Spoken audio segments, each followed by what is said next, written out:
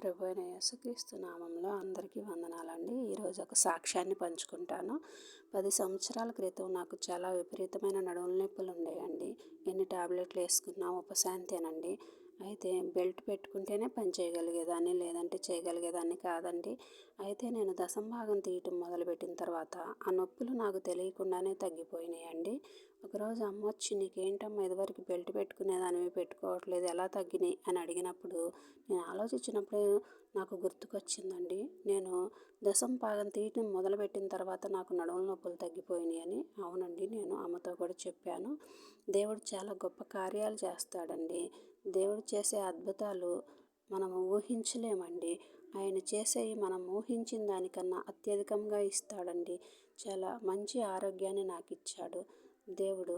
నేను ఇప్పటికీ అప్పటికి నాకు ఆ నడుముల నొప్పులు లేవండి. దేవుని గొప్ప కార్యానికి ఆయనకే